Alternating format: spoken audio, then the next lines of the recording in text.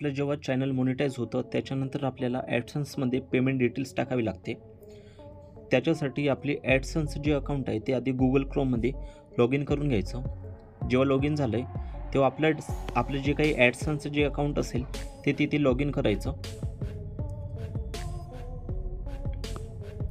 आपलं जेव्हा ॲडसन्सचं अकाउंट तिथे लॉग इन झालेलं असेल त्याच्यानंतर तुम्ही पाहू शकता की इथे अर्निंग दाखवते. त्याच्यानंतर इथे जे 3 डॉट आहे त्या 3 डॉटला क्लिक करायचं. 3 डॉटला क्लिक केल्यानंतर पेमेंट हे ऑप्शन आहे, पेमेंटला केलं. त्याच्यानंतर पेमेंट इन्फोला चेक करायचं. थोडं लोड होत आहे. पेमेंट इन्फॉर्मेशन जेव्हा ही माहिती येईल त्याच्यानंतर इथे पॅन ॲड पेमेंट मेथड हे जेव्हा ऑप्शन येत आहे याला आधी इथे क्लिक करायचं. हे केल्याने काय होते, इथे पूर्ण डेट तुम्ही आता बघू शकता. इथे बेनिफिशियरी ID आहे ते ऑप्शनलमध्ये ते टाकलं नाही तरी चालेल. इथे आहे नेम ऑफ बँक अकाउंट, म्हणजे तुमचं जे नाव असेल ते तुमचं इथे नाव तुम्ही टाकू शकता. माझं नाव जे असेल ते मी इथं फुल नेम टाकेल ॲज पर आधार, आणि बँकेमध्ये जी डिटेल्स टाकून असेल त्यानुसार तुम्ही ते टाकायचं.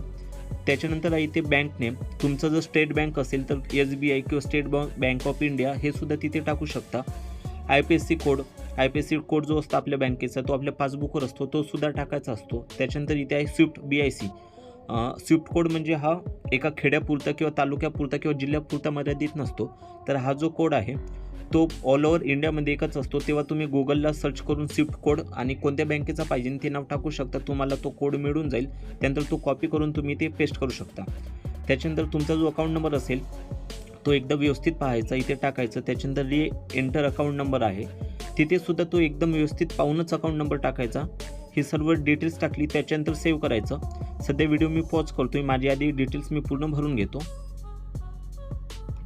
तुम्ही पाहू शकता मित्रांनो, आपले डिटेल्स पूर्णतः इथे फिलअप झालेले आहे. त्याच्यानंतर आपण इथे सेव्ह या ऑप्शनला क्लिक करूयात.